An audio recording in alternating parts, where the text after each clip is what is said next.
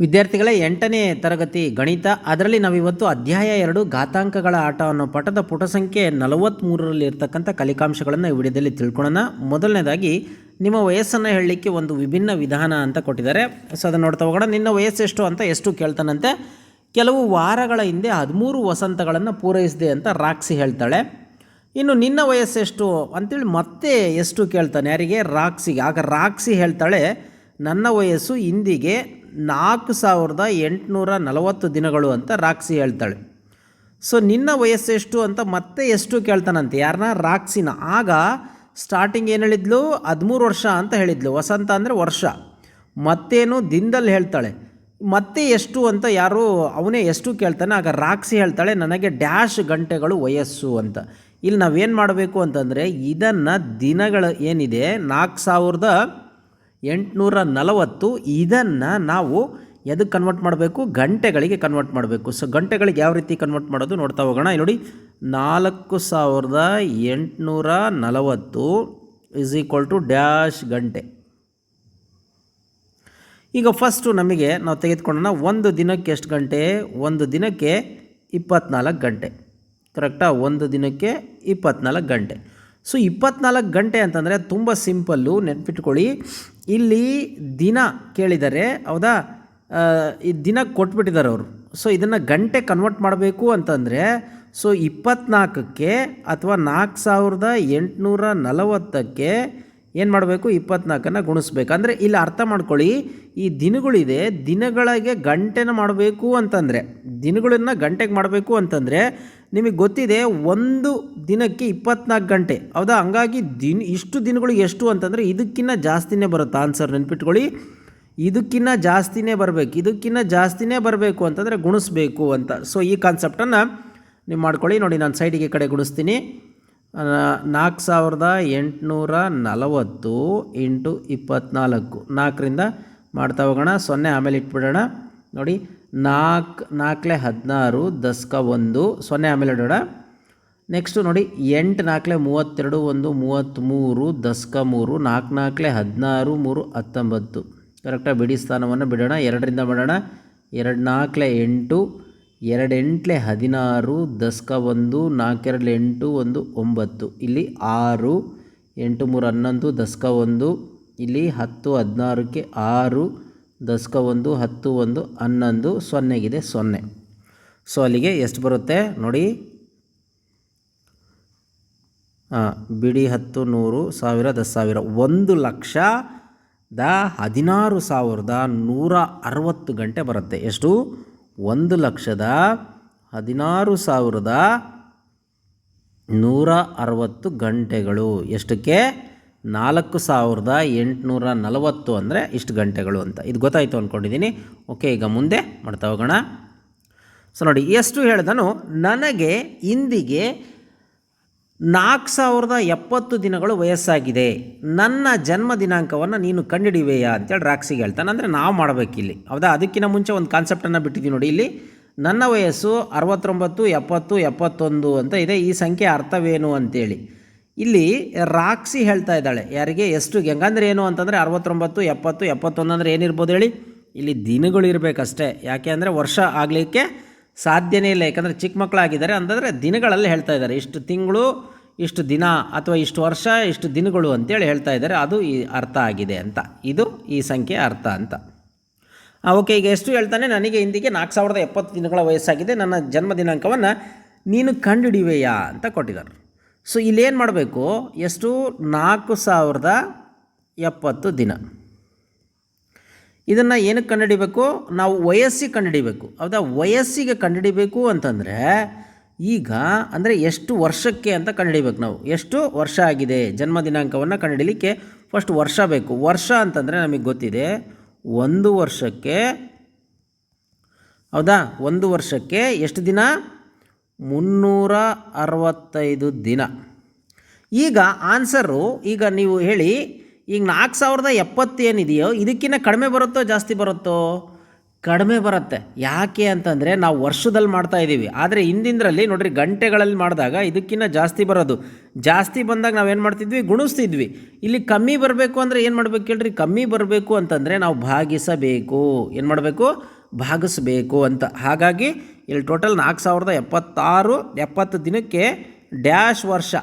ಹೌದಾ, ಡ್ಯಾಶ್ ವರ್ಷ ಹಂಗಾದರೆ ಒಂದು ವರ್ಷಕ್ಕೆ 365 ದಿನ. ಹೌದಾ. ಸೊ ಹಾಗಾದರೆ ಈಗ ನಾವೇನು ಮಾಡಬೇಕು, ಈಗ 4070 ಡಿವೈಡೆಡ್ ಬೈ 365 ಮಾಡಿಬಿಟ್ರೆ ನಮಗೆ ವರ್ಷ ಸಿಕ್ಬಿಡುತ್ತೆ. ಈಗ ಇದನ್ನು 5ರಿಂದ ಭಾಗಿಸೋಣ ನೋಡಿ. 5 7 35. ಹೌದಾ, 1 ಉಳಿತು. ನೆಕ್ಸ್ಟ್ 5 3 15. ಇದು ನೋಡಿ 5 8 40. ಕರೆಕ್ಟಾ. 5 1 5. ಹೌದಾ, 7ರಲ್ಲಿ 5 ಹೋದರೆ 2 ಉಳಿತೈತಿ, 20 ಆಯಿತು. 5 4 20. ಸೊ ಅಲ್ಲಿಗೆ ಇದೇನು ಬಂತು, 814 ಬೈ 73. ಇದನ್ನು ಇಲ್ಲಿ ಮಾಡೋಣ ನೋಡಿ. 73 814. ಈಗ ಮಾಡ್ತಾ ಹೋಗೋಣ ನೋಡಿ. 73 1 73. ಕರೆಕ್ಟಾ. 11ರಲ್ಲಿ 3 ಹೋದರೆ 8. ಇಲ್ಲಿ 7 ಆಯಿತು. ಯಾಕೆ ಅಂದರೆ ದಸ್ಕ ಹೋಯಿತು. ಅಲ್ಲಿಗೆ 7ರಲ್ಲಿ 7 ಹೋದರೆ 0. ಈಗ 4ನ್ನು ಕೆಳಗಿಳಿಸ್ಕೊಳ್ಳೋಣ. ಮತ್ತು 73 1 73. ಕರೆಕ್ಟಾ. 4ರಲ್ಲಿ 3 ಹೋದರೆ 1. 8ರಲ್ಲಿ 7 ಹೋದರೆ 1. 11 ಆಯಿತು. ಇಲ್ಲಿ ಪಾಯಿಂಟ್ ಕಟ್ಟೋಣ, 0 ಬರುತ್ತೆ. 110 ಆಯಿತು. ಮತ್ತು 73 1 73. ಈಗ 10ರಲ್ಲಿ 3 ಹೋದರೆ 7. ಕರೆಕ್ಟಾ. ಇಲ್ಲಿ 10 ಆಯಿತು. ಹೇಗೇನು ಮತ್ತೆ ಇಲ್ಲಿ 3 ಆಯಿತು, 37 ಆಯಿತು. ಈಗ ಪಾಯಿಂಟ್ ಕಟ್ಟಿರೋದ್ರಿಂದ ನಾವು ಡೈರೆಕ್ಟ್ 0 ತೊಗೋಬೋದು. ಈಗ ನಾವು ಇದನ್ನು ಹೆಂಗೆ ಮಾಡ್ಕೊಳ್ಳೋಣ ಅಂದರೆ 7 3 21, 7 4 28, 7 5 35. ನೋಡಿ 7 5 35 ಆಗುತ್ತೆ. ಹಂಗಾಗಿ ಇಲ್ಲಿಗೆ ನಿಲ್ಲಿಸ್ಬಿಡೋಣ. ಸೊ ಅಂದರೆ ಇದರ ಅರ್ಥ ಎಷ್ಟು, 814 ಬೈ 73 ಅಂತಂದರೆ ಎಷ್ಟು, 11.15 ವರ್ಷ. ಅಂದರೆ ಇದನ್ನು ರೌಂಡ್ ಫಿಗರಾಗಿ ಹೆಂಗೆ ಹೇಳ್ಬೋದಾ, 11 ವರ್ಷ 15 ಅಂತ ಇರೋದ್ರಿಂದ, ಅಂದರೆ ತಿಂಗಳುಗಳು ಇರೋದ್ರಿಂದ 15 ವರ್ಷ 2 ತಿಂಗಳು ಅಂತ ಮಾಡ್ಕೋಬೋದಾ. ಅಂದಾಜು ಬೆಲೆ 11 ವರ್ಷ 2 ತಿಂಗಳು ಅಂತ. ಈಗ ಜನ್ಮ ದಿನಾಂಕವನ್ನು ಕಂಡುಹಿಡಿಯಬೇಕು ಅಂತಂದರೆ ಈಗ 11 ವರ್ಷ ಮತ್ತು 2 ತಿಂಗಳಿಂದ ಎಷ್ಟು ವಯಸ್ಸು ಅಂತ. ಇವತ್ತು ತಾರೀಕು ಎಷ್ಟು ನೋಡಿ, ನಾನು ಇವತ್ತು ವೀಡಿಯೋ ಮಾಡ್ತಾ ಇದ್ದೀನಲ್ಲ, ಇವತ್ತು ಎಷ್ಟು ತಾರೀಕು ಅಂತ ಹೇಳೋದಾದರೆ, ಸೊ ನೋಡಿ 10 ಇಲ್ಲಿದೆ ನೋಡಿ, 10ನೇ ತಾರೀಕು. ಓಕೆ, ಕಾಣಿಸ್ತಿದೆ ಅನಿಸುತ್ತೆ, 10ನೇ ತಾರೀಕು. ಸೊ ಇವತ್ತು 10 ಆಗಸ್ಟ್ 2026 ಇದು.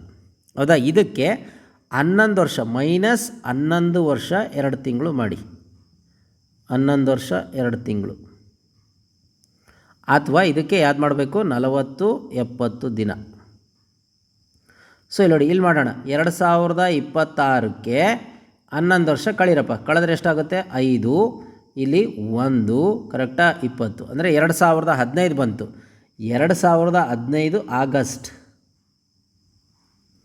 ಆಗಸ್ಟ್ 2015 ಡೇಟ್ ಯಾವುದು, ಇದೇ ಡೇಟು. ಅಂದರೆ ಎಷ್ಟಿದೆ ಡೇಟ್ ಇವತ್ತು, 10 ಆಗಸ್ಟ್ 2015. ಇದಕ್ಕೆ ಮತ್ತೆ 2 ತಿಂಗಳು ಹಿಂದೋಗು.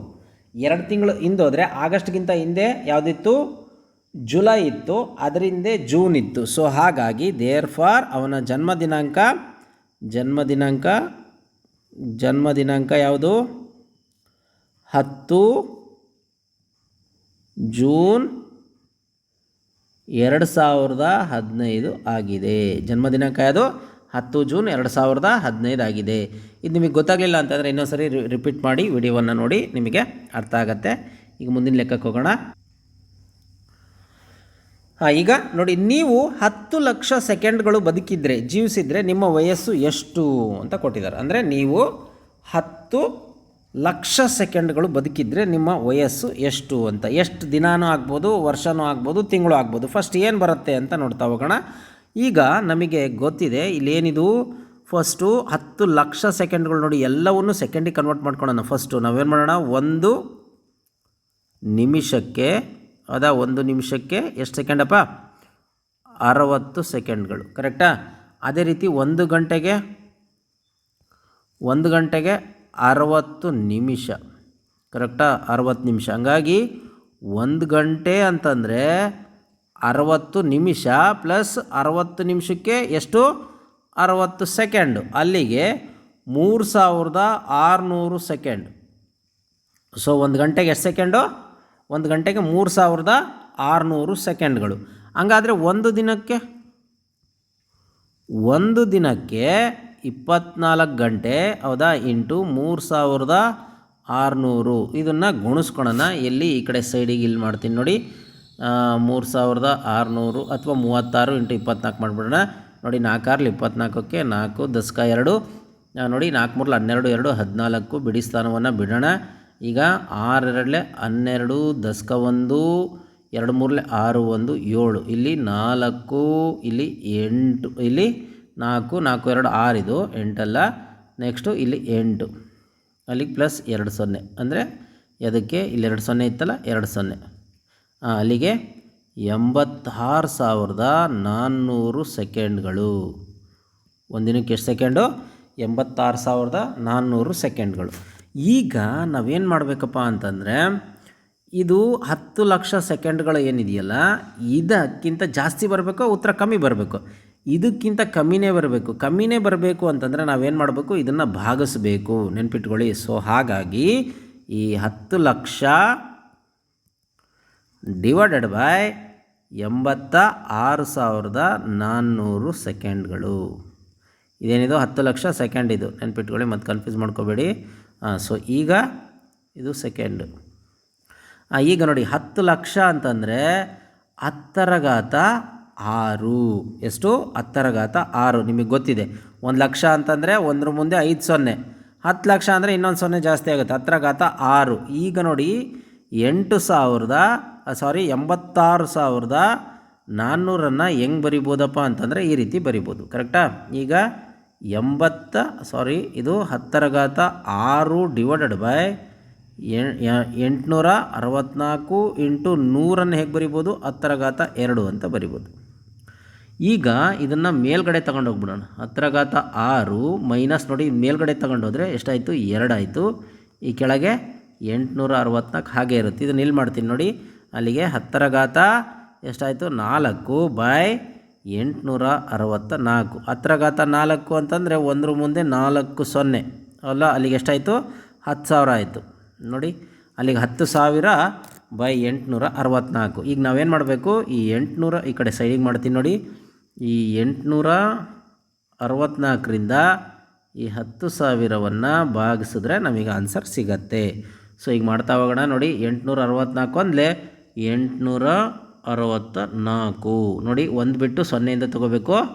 ಸೊ ತೊಗೊಂಡಾಗ ಇಲ್ಲಿ ನೋಡಿ 10ರಲ್ಲಿ 4 ಹೋದರೆ 6, ಇಲ್ಲಿ 9 ಆಯಿತು. 9ರಲ್ಲಿ 6 ಹೋದರೆ 3, ಇಲ್ಲೂ 9 ಆಯಿತು. 9ರಲ್ಲಿ 8 ಹೋದರೆ 1, 136 ಆಯಿತು. ಈ 0ನ ಕೆಳಗಿಳಿಸ್ಕೊಡೋಣ, ಹೌದಾ? ಕೆಳಗಿಳಿಸ್ಕೊಂಡ್ರೆ ಈಗ ನೋಡಿ 1360 ಬಂತು. 1360 ಬಂತು ಅಂತಂದರೆ 8 2 16 ಆಗಿಬಿಡುತ್ತೆ, 1600 ಆಗುತ್ತೆ. ಹಂಗಾಗಿ ಮತ್ತೆ ತೊಗೊಳೋಣ. 864 ಅಂದಲೇ 864. ಈಗ ನೋಡಿ 0 ಅಂದರೆ 10, 10ರಲ್ಲಿ 4 ಹೋದರೆ 6, ಇಲ್ಲಿ 5 ಆಯಿತು. 5ರಲ್ಲಿ 6 ಹೋದರೆ 9 ಆಗುತ್ತೆ ಅಲ್ವಾ? ಇಲ್ಲಿ 12 ಆಯಿತು. 12ರಲ್ಲಿ 8 ಹೋದರೆ 4, ಕರೆಕ್ಟಾ? ಈಗ ಪಾಯಿಂಟ್ ಕಟ್ಟಿ 0 ತೆಗೆದುಕೊಳ್ಳೋಣ. ಈಗ 0 ತೊಗೊಂಡ್ರೆ ಈಗ ನೋಡಿ 8 ಎಷ್ಟಲೇ? 8 5ಲೇ. ಹೆಂಗೆ ತೊಗೊಳ್ಳೋಣ? 8 5ಲೇ. 8 5ಲೇ 40 ಆಗುತ್ತೆ, ಹೌದಾ? ಸೊ ಹಾಗಾಗಿ ಇಷ್ಟಕ್ಕೆ ಮಾಡೋಣ ಅಂತಂದರೆ ಇಷ್ಟಕ್ಕೆ ಮುಗೀತದೆ. 8 5ಲೇ 40. ಸೊ ಅಲ್ಲಿಗೆ ಎಷ್ಟು ಬರುತ್ತೆ? 11.5 ದಿನಗಳು. ನೆನ್ಪಿಟ್ಕೊಳ್ಳಿ, 11.5 ದಿನಗಳು ಅವನು ವಯಸ್ಸಾಗಿದೆ ಅಂತ ಅರ್ಥ. ಓಕೆ, ಅಂದರೆ ನಿಮ್ಮ ವಯಸ್ಸೆಷ್ಟು? 11.5 ದಿನಗಳು. ನೋಡಿ ನಿಮಗೆ ಕನ್ಫ್ಯೂಸ್ ಆಗಿರ್ಬೋದು, ದಿನಗಳು ಯಾಕೆ, ತಿಂಗಳಿರ್ಬೋದು, ವರ್ಷನೂ ಇರ್ಬೋದು ಅಂದರೆ. ಆದರೆ ನಾವು ಇಲ್ಲಿ ಏನು ಮಾಡಿದ್ದೀವಿ ನೋಡಿ, ನೆನ್ಪಿಟ್ಕೊಳ್ಳಿ, ಒಂದು ದಿನಕ್ಕೆ ತೆಗೆದುಕೊಂಡಿವಿ, ಒಂದು ದಿನಕ್ಕೆ ಎಷ್ಟು ಸೆಕೆಂಡು ಅಂತ.